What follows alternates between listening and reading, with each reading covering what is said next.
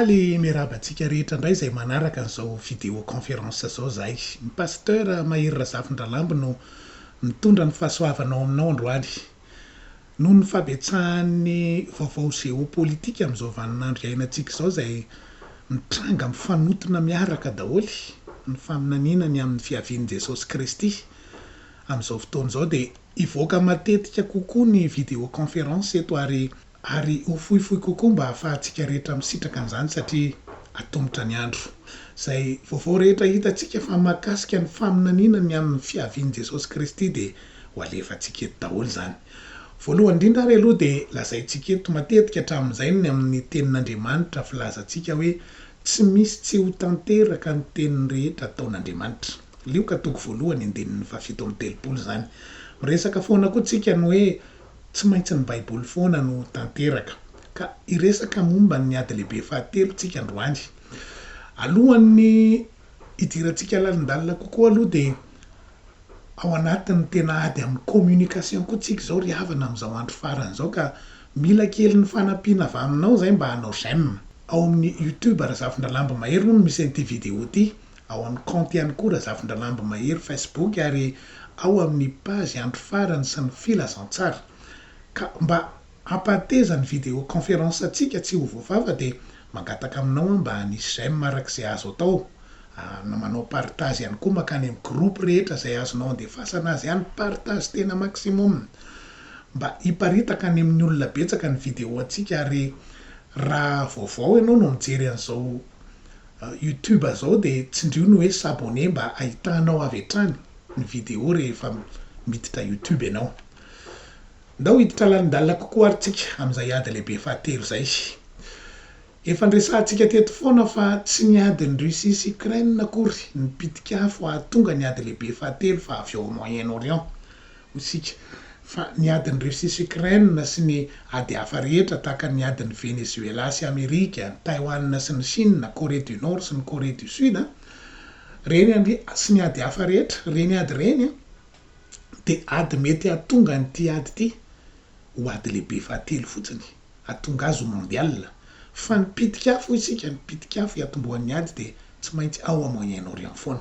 Ao amin'ny Apokalipsy toko 7:4 dia hoy ny teny hoe vao ny anjely efatra izay mifatotra ny Eufrata ho ny lehibe dia nivahana ny anjely efatra izay voahomana ao amin'ny ora sy ny andro sy ny volana ary ny taona mba hahafaty ny hampatelon'ny olona. Ny on'ny Eufrata dia ao Moyen-Orient misy azy ka mananontany indray izao ny ady ao Moyen-Orient satria vaovao azo lazaina androany dia tena manohy miasa mafy ny firenena iraniana amin'ny famokarana uranium mba hananana fitaovam-piadiana nucléaire ka manomboka manatsy tafandromandry indray ny Amerikanina sy Israel ary ireo mpiaradia aminy satria araky ny loharanom-baovao tao amin'ny New York Times dia tsy miraharaha ny famerana azy mihitsy tsy hanana nucléaire Iran fa manohy hatrany izy amin'ny famokarana uranium ary efa tena katoko no tonga ny midingana havita bomba nucléaire izy amin'izao fotoana izao.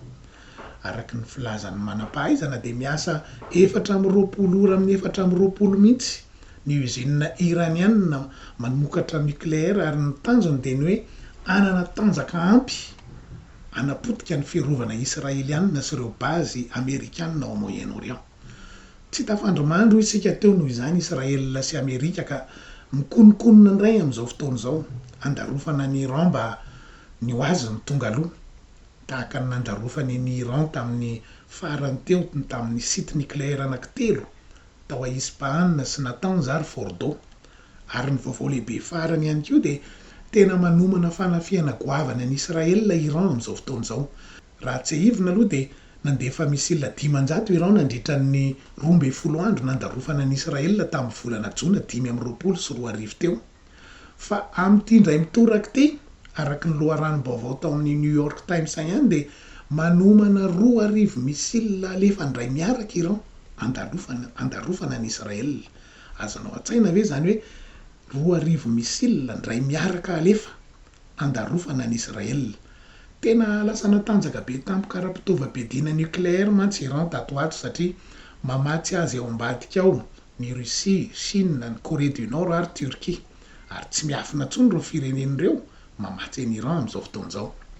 na missile conventionnel ny atao hoe missile conventionnel de missile tsotra na ny missile non conventionnel zany hoe mety tahaka ny missile nucléaire zany ka tena akatoko ny ady mafana ao amin'ny Union Euphrate indray tsika am'izao fotoana zao ry havana fa ny fanontaniana mipetraka de ny hoe tsy ny hoe hipoka ve fa ny hoe roviana ny hipoka manara-maso ohatrana ary tsika zay mety toy an'ray azadino ny manao j'aime sy ny s'abonner ary ny manao partage maximum mba ahalala ny vaovao rehetra ianao ary ho avy tsy ho ela ny vaovao milaza ny vaovao manaraka fa arao foana ny vidéo conférence atsika mametraka ny veloma mandram-piaona atsika rehetra samy tahiny Jesosy Kristy amin'ny manaraka indray.